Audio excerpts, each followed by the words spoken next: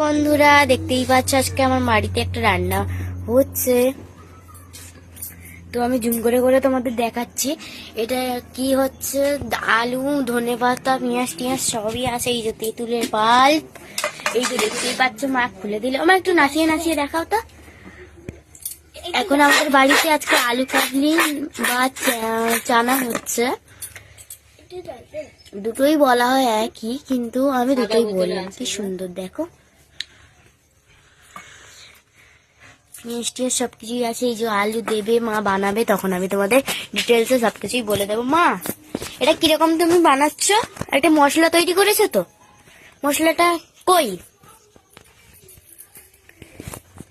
মশলাটা কি কি দেওয়া আছে একটু বলবে তো?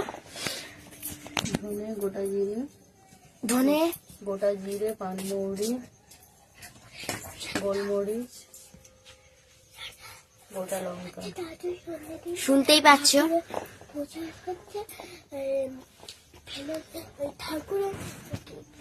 এক মিনিট, আমি তোমাদের দেখাচ্ছি এক্ষুনি খুলে। এই দেখো গুঁড়ো হয়েছে।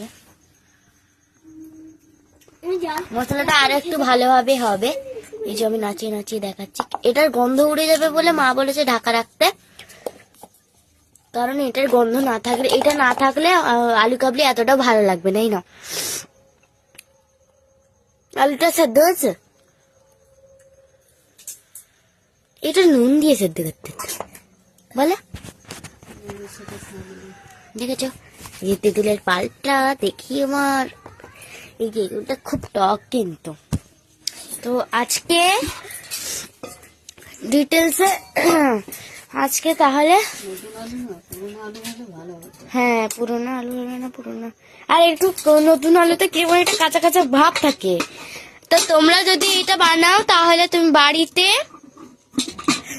মানে ভালো, মানে নতুন কি জানো মা, পুরোনো আলু দিয়ে বানাবে, নতুন আলু দিয়ে বানাবে না।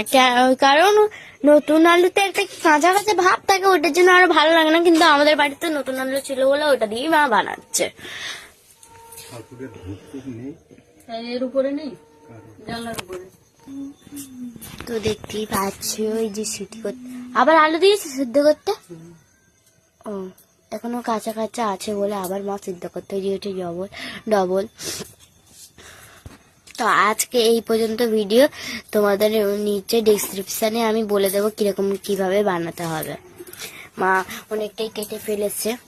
মা কিরকম বানিয়েছে প্রথম থেকে একটু বলবে? আচ্ছা পরে বলবে মা, তখন শুনে নিয়ে দেবো।